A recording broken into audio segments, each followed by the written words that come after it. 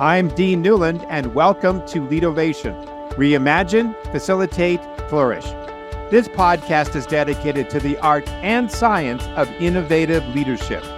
Through insightful interviews with industry experts, I bring you cutting-edge strategies and experiences of innovative leadership, helping you think differently, act strategically, and achieve remarkable results. Join me as I provide insights and tools that empower you to make smarter decisions, forge meaningful relationships. Welcome to Leadovation.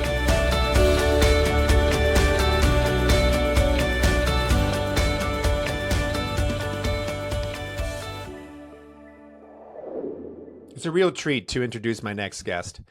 I've been following his career, reading his books, watching his TED Talks, even just recently saw him and heard him as the keynote speaker for a coaching conference at Harvard University last year, I should say, the early part of 2024. And so it's a real treat to be able to meet him and hear his wisdom and have a wonderful conversation on so many topics. Mr. Chip Conley is the founder of the Modern Elder Academy and author of Learning to Love Midlife. And he shared powerful insights on how happiness evolves as we age, the importance of finding purpose, and ways to deepen our connections with others. We explored topics like navigating transitions, cultivating wisdom, and embracing awe in everyday life. And I really did walk away feeling in awe as a result of this conversation. Chip is a visionary leader in hospitality and personal growth, and he is a renowned entrepreneur, best-selling author, and dynamic speaker celebrated for his innovative approach to leadership and hospitality. As the founder of Joie de Vivre Hospitality, Chip transformed a single boutique hotel into the second largest boutique hotel brand in the United States. His unique leadership philosophy, which combines emotional intelligence with business acumen, has served as a beacon for entrepreneurs and executives worldwide. In 2013, Chip joined Airbnb as head of global hospitality and strategy, and the in-house mentor to the three Millennial founders. He became known as what they said, the modern elder of the company, someone as curious as they are wise. Leveraging his extensive experience, he played a crucial role in helping guide Airbnb through its rapid growth phase and mentoring the executive team and shaping the company's culture and customer experience. His work actually was instrumental in Airbnb's evolution into the world's most valuable hospitality brand. Inspired by his own midlife journey, experience at Airbnb, and extensive research and collaboration with thought leaders in the area of aging, Chip co-founded the Modern Elder Academy, MEA for short, in January of 2018.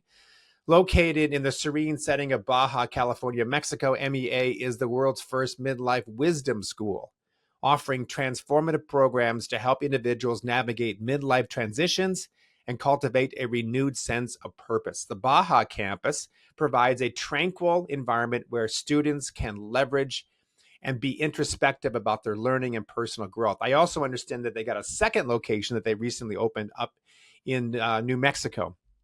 Mr. Chip Conley on the Leadovation podcast. Well, good morning, Chip. It's a real pleasure and honor to have you on the show. Thought I'd start you off with a basic question. What is the Modern Elder Academy? And why did you create it? What was the inspiration behind it? Yeah. So quick story on my background, because it really leads up to it. I, for 24 years, was a boutique hotelier. I started the world's, one of the biggest boutique hotel companies in the world, called Joie de Vivre, based in San Francisco. We had 52 hotels around the state of California over the course of the 24 years that I was CEO. In my late 40s, I really struggled. I didn't want to do it anymore. I had a lot of things going on in my life that were just problematic. And so I was sort of at the low point of my life satisfaction. And I also lost 5 male friends to suicide, ages 42 to 52, during a 2.5-year period. So it was a tough time. I had an NDE. I died, went to the other side because of an allergic reaction to an antibiotic. And that was like, okay, I need to change something. And so I sold my company. I got out of a bunch of things I was doing, And I had some space in my life to sort of reimagine, okay, how do I want to experience midlife and later? And so that was at age 50. At 52, I was approached by the founders of Airbnb, a little tech startup 12 years ago that nobody had heard of. And they said, listen, we want you to come in and be our modern elder. I was like, well, you're making fun of my age? What the hell? And they said, but I was 52 and the average age in the company was 26. It was a small little startup. And I joined them for 7.5 years, 4 years full-time, 3.5 years part-time. And we helped the company move up to being the world's most valuable hospitality company. And what an experience that was. So the Modern Elder Academy sprouted out of that fertile ground. It sprouted out of the ground of, in my late 40s, I struggled. And I sort of felt like, geez, you know what? If this is how the rest of my life's going to be, I'm really struggling that I would have to live this way. And then I got into my 50s and I loved it. And there's this thing called the U curve of happiness. It's a social science research that has shown that, generally speaking, after age 50 to 52, people get happier and happier after having a bottoming out around age 47 to 50. And long story short is I wanted to create a place, and I doubled down on the modern elder term. They called me the modern elder, but then they said, Chip, a modern elder is someone who's as curious as they are wise. And I loved that. It's like, oh, okay. There's you can be relevant in your 50s and your 60s and your 70s and beyond. And so MEA was created as the world's first midlife wisdom school, dedicated to helping people reimagine and repurpose themselves when they're going through navigating transitions of midlife and beyond, trying to cultivate purpose, build their sense of wisdom in the world, and reframe their relationship with aging. Because when you shift your relationship on aging from a negative to a positive, you gain 7.5 years of additional life. You mentioned that we're happier when we get older. And I think when you and I met, we were at a conference over at Harvard. And I remember seeing, I think your slide or somebody else's slide on happiness, that there was an interesting laugh in the audience because there was this comment that was made that when your kids leave home, Yes, the yes. parents' happiness goes up. And then when their kids come back, that goes back down again. So is your comment about happiness at an older age related to the responsibilities and stresses of being parents, or is there something else that goes on when we get older that we have the opportunity for greater happiness? Yeah, there's no doubt that there are many variables that lead to 45 to 52 being the low point of happiness. Sandwich generation, taking care of parents while taking care of kids at the same time, that's a primary one. Another one is that you come face to face with some disappointments. When you're 35 and you haven't accomplished it all yet, I'm going to go out and get it. But by the time you get to 50, you probably can see the handwriting on the wall for the future. And that can sometimes lead to what Brené Brown calls the midlife unraveling. You have to unravel your expectations. Your body is starting to fall apart around that age. You are coming face to face with mortality in your family and maybe in your own life. So there's a lot of reasons for that. On the other side, the flip side, like, okay, that's why you have the low point.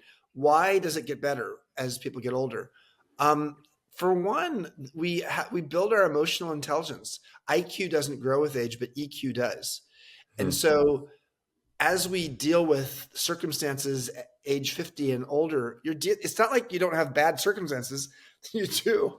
I have cancer right now, and I have stage 3 cancer, and I'm dealing with it. But how I deal with stage 3 cancer at 64 is different than if I was 24.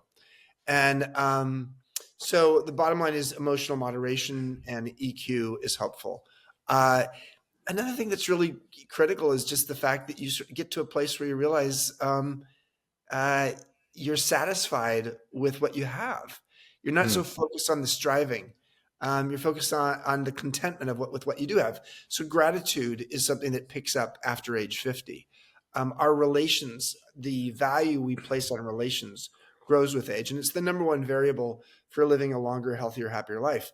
So, almost like as an evolutionary response, people after 50 start getting focused on relationships again, especially after they've been on the treadmill in their 20s, 30s, and 40s, and maybe some of the friendships atrophied. So there's a lot of variables. I wrote a book called Learning to Love Midlife, 12 Yeah. Reasons Why Life Gets Better with Age. And in that book, I really outline all of these pro-aging messages.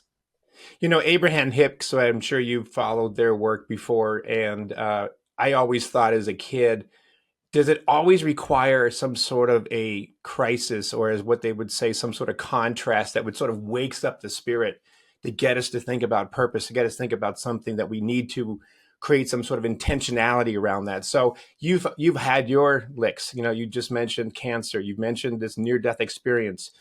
We talk about midlife as being the time that we have to sort of face some of these disappointments and move on. Is it always, and I'm just trying to be the cup half full person here, right? Is it always requiring some sort of contrast to get us to be intentional around something that's positive? Or can we just simply say, you know what, I have a wonderful life now, and there is no problems at this moment, but I can still create some sort of intentionality to move myself forward? Is contrast always needed for creation? Well, what it does is it gets your attention. So when circumstances fall apart, you have to take notice. Um, so is it a cancer? Is it a car crash or cancer or something like that you have to have? Do you have to have an NDE like I had Hmm. to have your hotelier wake up call, which is the way I look at it now? The real reason I wanted to no longer be in the hotel business, so I had to have a wake up call. Um, I think that the value in the contrast or the circumstance being a problem is that it's a catalyst for action, Hmm. and it forces you to give it attention. Can you do it without it? Absolutely. I see it all the time. We have lots of people come to the Modern Elder Academy, MEA, who are not going through some devastating circumstance in their life, but they have just an sort of a gut feeling like something's just not quite right, and they don't want to keep doing it the way they've been doing it. And so part of the reason I created MEA was because I wanted people to not feel like they have to have a devastating experience, and they had resources available to them as they started to feel like, you know what, something, I want to make some change in my life, but I'm not sure how to do it. I want to navigate, selling my business, or um, a divorce that's coming up, Hmm. or being an empty nester. And so we don't really have social infrastructure for people in midlife and Hmm. later to help you to understand, like, how do you navigate these transitions. When you're an adolescent, you have all kinds of social infrastructure. When you're an middlescent, which is what we are in midlife, not so much. Midlife I define as 35 to 75, and that comes from a lot of sociologists now. Yeah, a Yeah. lot of people say like, oh, 75 is not midlife, but guess what? If more and more people are living to 100, 75 is midlife, and a lot of people are working into their 70s by choice or necessity. So I would just say, midlife is a life stage that has been, it's sort of, has a bad brand. Let's just be honest. Yeah. The midlife. Right. So what I've tried to do is to try to be a midlife activist, to demystify and elevate this era of life, so people can see that midlife is not necessarily just a crisis. It could also be a chrysalis. And as we know from the caterpillar to butterfly journey, the chrysalis is where the transformation happens. Yep. You mentioned social infrastructure, and I want to kind of play upon that for a second here. I just was looking in the mail today that I got this Harvard Business Review that says on the cover, "We're still lonely at work." Mm. And then we know from the work of our current Surgeon General, Vivek Murthy, he's saying that, you know what, I'm not going to focus on obesity. I'm not going to focus on diabetes. I'm focusing on loneliness and isolation. Yeah. I know from my own personal life, I had a very, engaging, vital mother. And when she got into her COVID and had to be, locked into a room for basically 2 years, that progressed her demise or her downfall. And I know she died early, probably in part because of loneliness and isolation. And so I know you've talked about the social infrastructure. I think at one point you mentioned the idea of the practice of creating friendships. Yeah. I mean, that's such an important thing that you just said there. And I think as adults, we sort of lose that ability because we don't have that infrastructure. We're not kids going to the playground anymore. We're adults who live much more in digital worlds, sometimes very digital and virtual worlds. How can we create those practices for friendship, and what does that look like? Well, I think the the first step is to say, what if friendship was a practice? Like meditation is Hmm. a practice. You get better with time. Playing golf is a practice. It's a sport, but it really is a practice. You get better at it the more you do it. You like going and snowboarding or skiing. That is a practice. So anything you're going to do that you practice and try to do, you can get better at. For some reason, we've never thought of friendship that way. Hmm. And yet, the people I most admire in my life are the people who are just damn good friends. So they have developed their practice. So, what are some ways to develop your practice? Number one, it's to get clear on who matters in your life.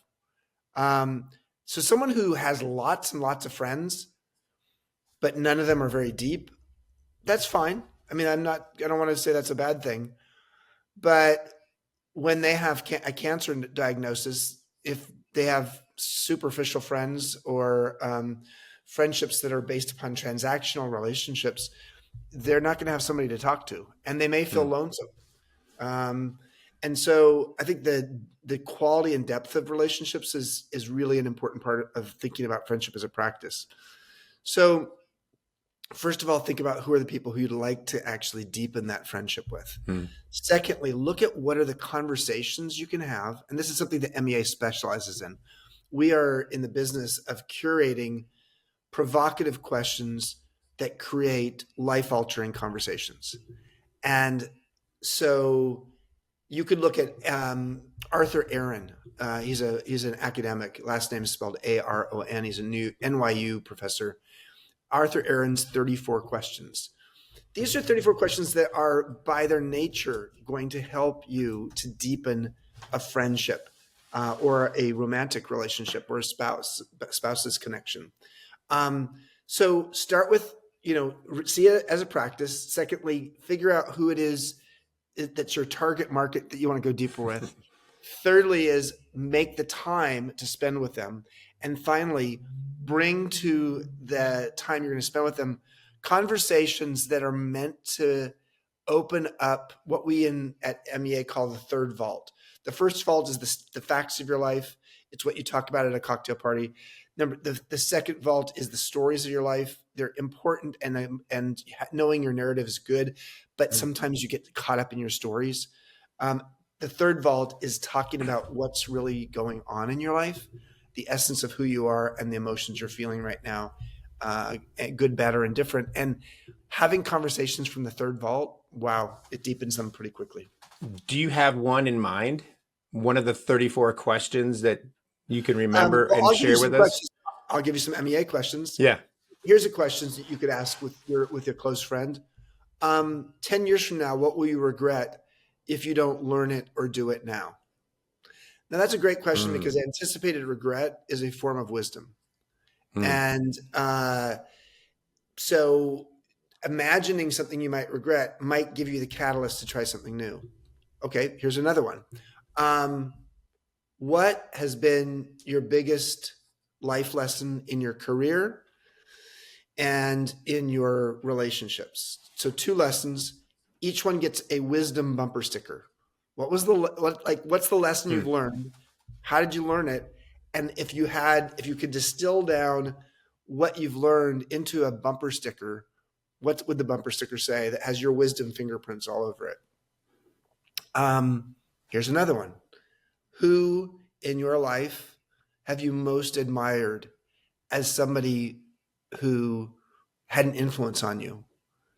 And what are the qualities that you most admired in them? Hmm.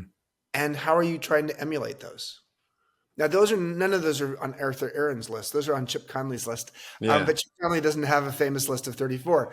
Um, but Not yet. but MEA has a lot of great questions, and these I've just given you three of many of the kinds of questions we ask in our online courses, but also in our workshops in Santa Fe, New Mexico, and Baja California on the beach where our two campuses are. Yes. I think that it sounds like would be great, an idea to use that with your friends. And I remember right after COVID when we started to come back that people seemed unfamiliar with how to interact and how to say something that was of meaning or ask the right questions, to be intimate, to have deep conversations.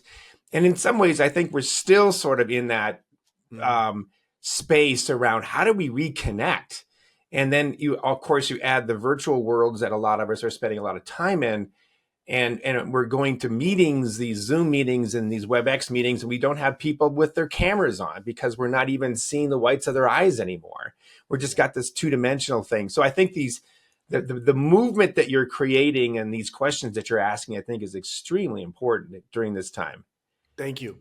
Thank you. Yeah. Yeah, I agree. I think also in the era of artificial intelligence, I mean, human wisdom and emotions are meant to be the balance for AI. They're both going to be part of our lives moving forward. Human emotions and wisdom have always been a part of our life, but AI is going to become a more dominant part of our life, and we better get good at what it means to be human Yes. if we're going to balance that out. I remember thinking about that. We had a person on the show. We've had many people on this particular show talking about AI, and I began to realize we need to start defining what it means to be human. Mm. That is not something that can be replicated by ChatGPT or something that has to do with AI or a bot. Like, what are those characteristics? And in some ways, I think over a period of time, I've noticed that we have begun to almost like reverse anthropomorphize the human experience, meaning that we've begun to define the human experience in digital terms, or that we have digital expectations on the human interaction, the speed by which we need to respond to people. Our language is beginning to change because of the digitization of the world. And I think that your point's so well taken. We got to take a claim that says, this is what it means to be human. AI, knock yourself out. It'll be a great tool for us, but we need to keep claiming that. Obviously emotions are part of what it is to be human, but I think a a chatbot can actually emulate emotions. But I'd say the number one thing that what it means to be human is to have the wealth of experiences you've had in your life. Hmm. Maybe AI will get to the place where they can talk about experiences. And of course, if there are robots that have AI, then maybe there's more. But I actually don't think AI is going to be able to very easily say, here was my experience that I had, and here's what I learned from it. Our painful life lessons are the raw material for our future wisdom. So having life experience that you can metabolize, turn into lessons that then become the school of hard knocks wisdom that you have is not something that AI is going to be able to do. Yeah. And so that's where I think we have a real opportunity to have a leg up. You and I were met a few months ago, and we got into this conversation over email, which is really kind of what brought this conversation together today. Mhm. You were talking about wisdom, and then we had this back and forth about what's the difference between wisdom and intuition. Yeah, yeah, yeah. So, what is your current definition regarding wisdom versus intuition, and why is it necessary in an age of AI? Well, let's start with the second question you have. So AI is a knowledge tool. It has commoditized knowledge of the world. It's commoditized the past of everything that is on the internet Hmm. so that you can access all of that historical knowledge. What it's missing is that life experience. It's also missing the future. Um, because really what AI does is it consolidates all this historical internet information, but it doesn't, it has the capacity to discern and be a futurist. There's no doubt you could ask a futurist question to AI. But what wisdom is about and is that it's based upon a variety of things. Wisdom is an abstract element, and it includes your own personal wisdom based upon experience, the collective wisdom of like that is like consciousness that you're maybe be able to tap into. And then intuition that may come from whether it's your own soul or the intuition of connecting to something much bigger than you.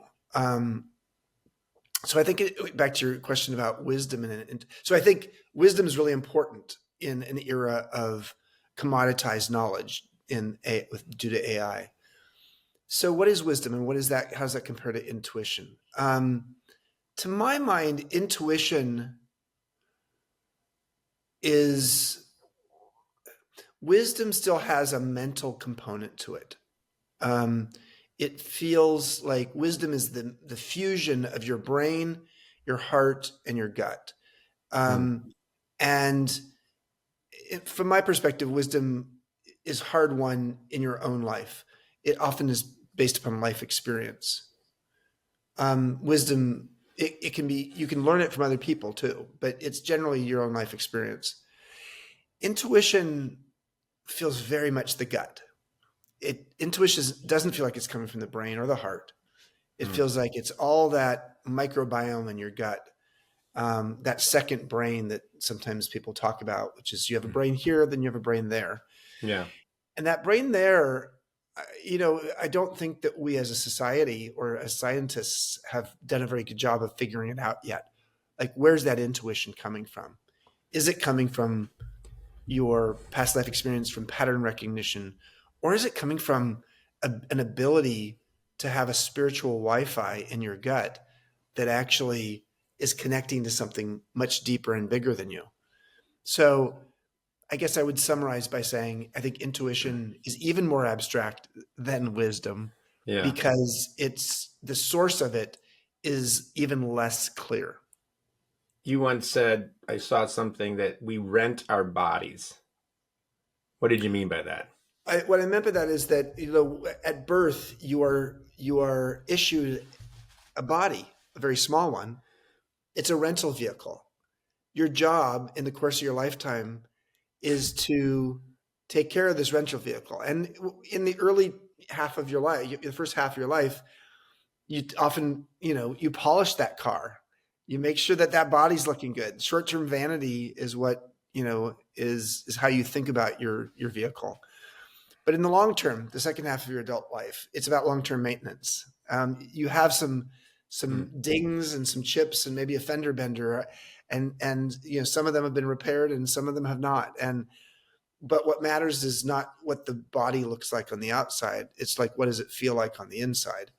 And so you want a comfortable vehicle to be traveling in, and it's part of the reason why you want to make sure you're using high premium fuel, as opposed to The so. junk. And that high premium fuel is really the food you put in your body, but it's also the messages you give yourself, etc. So yeah, and I think over the course of your life, your body and the rental vehicle you have sort of disintegrates. It really it isn't fresh and new anymore. Yeah. So part of what we have to learn in our lifetime is how do we grieve the loss of youth in our body, and how do we maintain it as best we can, and then how do we learn how to let go, knowing that at some point the body and the rental vehicle will just fade into the soil. What I was struck by that comment, in addition to what you just beautifully said, was this distinction that I am not my body. That this idea that the body was something that I'm renting, but by virtue of saying that, then what is the it? What is the I? Yeah. What inhabits that? And I'm thinking back to you said you had a near-death experience. We've talked about, almost in some ways, without necessarily saying it, there's a sort of a spiritual awakening that we're discussing here, with respect to the work that you're doing and that you and I do, you know. So what is that? What houses this rental unit? Going back to Yeah. Airbnb in a way, but using the car metaphor. So the body helps carry the mind, the heart, and the soul. And so it's the vehicle that allows those other things, the mind, the heart, the soul, to have an encasement around it. I'm not going to spend any time on the mind. We all know what a mind is. Yeah.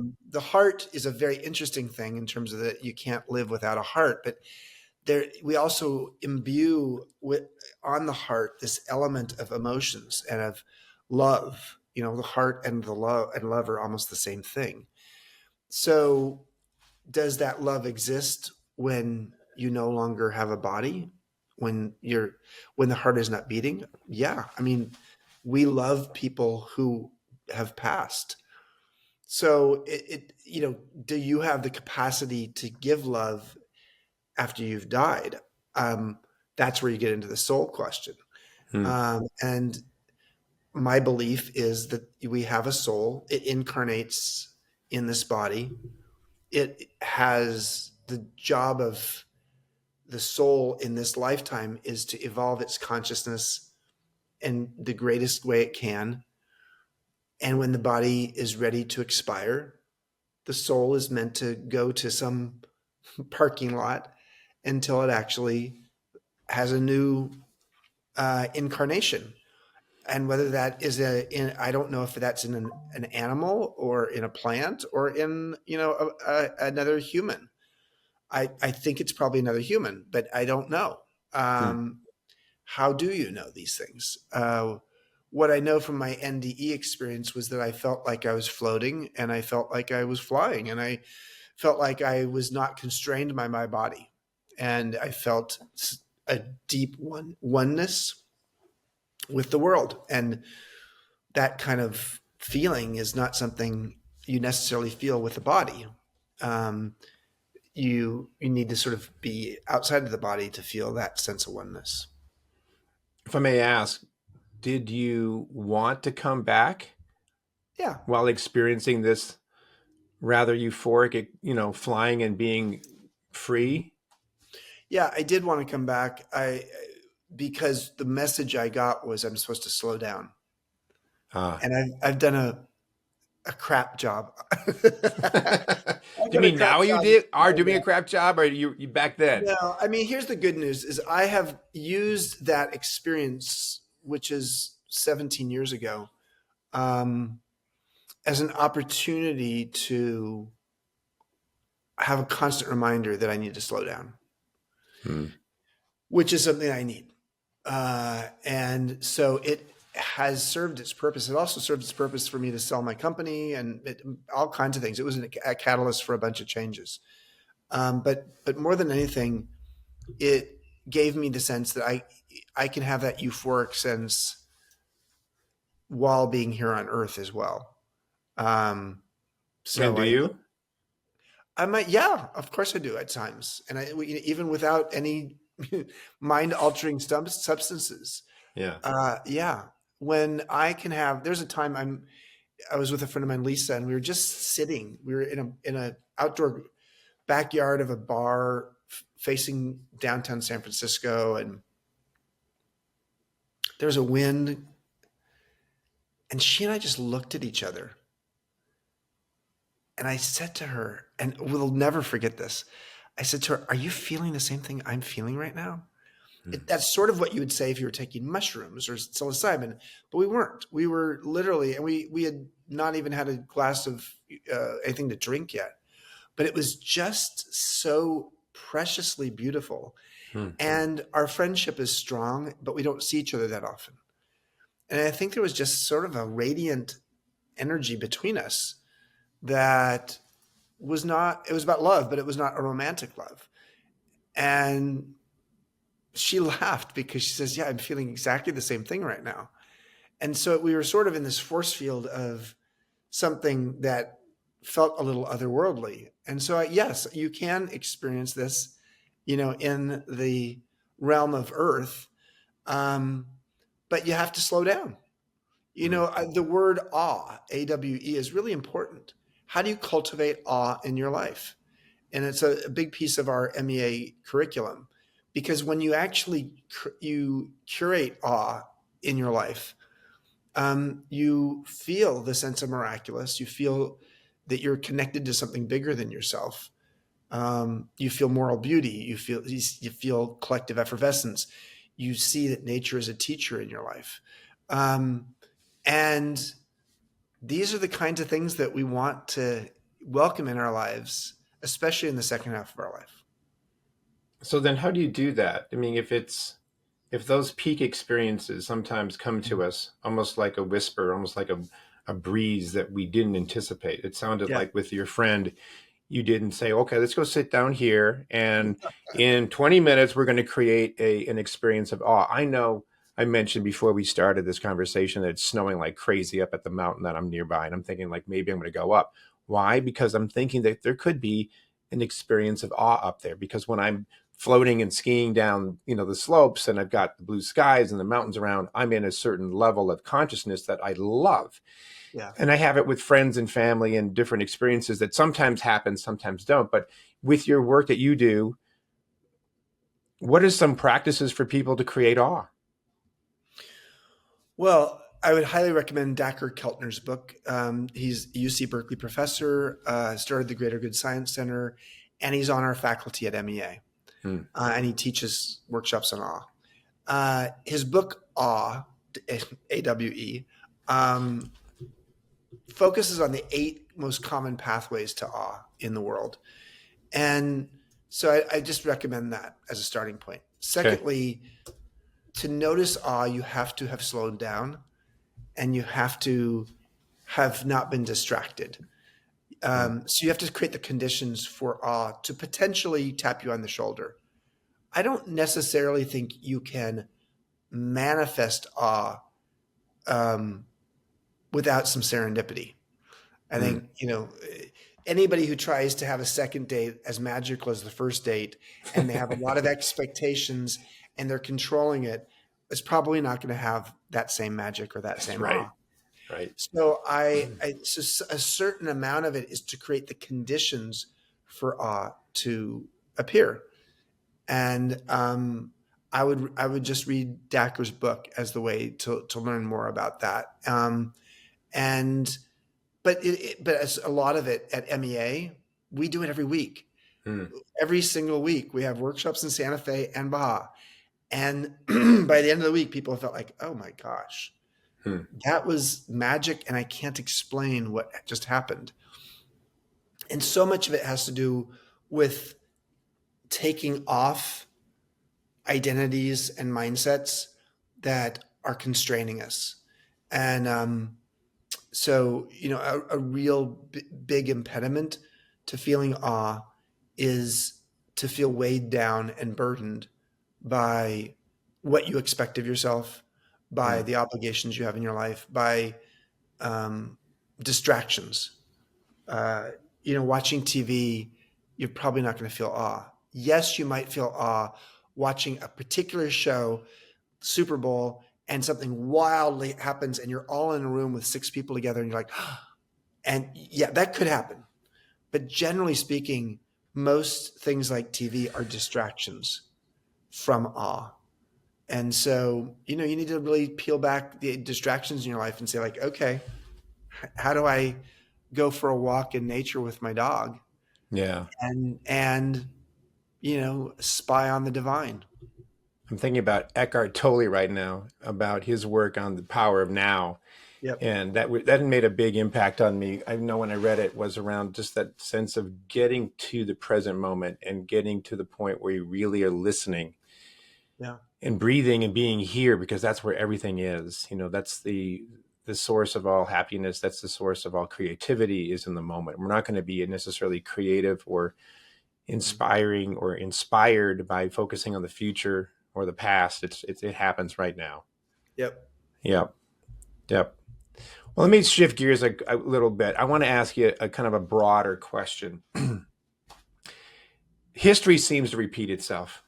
And I was just in Italy for 3 weeks and just was walking through this long museum called Italy that was nothing but history and beautiful architecture and food and so forth.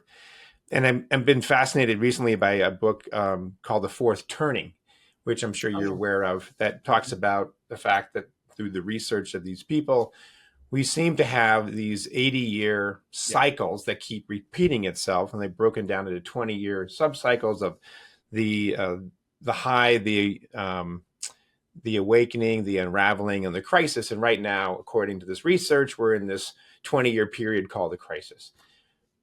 What role does the modern elder play during this time, Chip? Oh God, we're supposed to solve the world's problems. Yeah, right?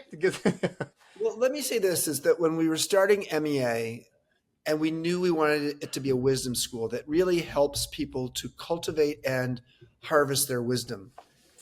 What we did is just did some research. We saw that, in the history of humankind, that mystery schools or wisdom schools have often emerged during times when the collective human consciousness is severely tested. Hmm. So it's interesting is like the idea of wisdom elevating, because when when things get really complicated, what you need to do is to discern down to what's essential. So if you think about knowledge, knowledge is something you accumulate, you add, plus, plus, plus. Wisdom is a division equation. It's the square root of something. It is distilling down. And so the difference between knowledge and wisdom is knowledge adds, wisdom distills. So when life is Hmm. complicated, you do not need addition. You need not some even subtraction. You need the square root. You need to get down to like what is base and essential. And that's what wisdom's about. So yes, I agree. We are in, and I've read that book for the fourth turning, and it's a very interesting analysis. And actually, Steve Bannon, I think it's his whole philosophy and giving feedback to Donald Trump was based upon that book. Hmm. And long story short is, I don't want to get political because that's very complicated. Yes. What I do want to say is, I think in crisis, getting clear on what's essential is the most important thing you can do. Hmm. And getting clear on what's essential that is an alternative way of describing wisdom. Hmm. So why not have wisdom schools? Why not Right. have places that help people learn tools and practices that allow them to tap into their wisdom and Hmm. maybe their intuition? Right. Along that same line, I know that you, I believe, recently spoke to the Global Wellness Summit, if I have that correct. And I know you're a big fan of Blue Zones. You've worked with them. We're actually doing We're, yeah, some. we're partners with them. We do Yeah, blue workshops. yeah, and I'm actually getting involved in doing some Blue Zone facilitations to bring Blue Zone health into healthcare. Mm-hmm. Love it. I'm a big fan of it. The pillar, one of them, of the nine, is around purpose. Mm. And I remember when I first saw that, reading about the fact that purpose was one of the nine, Yep. it brought me back to about 32 years ago when I started my little business out of Seattle, Washington. And the very first workshop I ever did, and I was trying to test out this idea of starting this new business, was called Discover Your Life Purpose. And here we are 32 years later, we're still obsessed with purpose. And I thought, my gosh, this is a concept that has not died. We're still hungry for it. We Yeah. obviously don't have it. Otherwise, we wouldn't keep talking about it. So, what is it from your perspective around how important is purpose? And then do you have any, easy suggestions about how people can either define it, because maybe we already have it, we Yeah. just haven't named it, or to discover it and create it? So we've sort of gotten purpose wrong. So purpose is very important. Let me start by saying that Blue Zone shows that.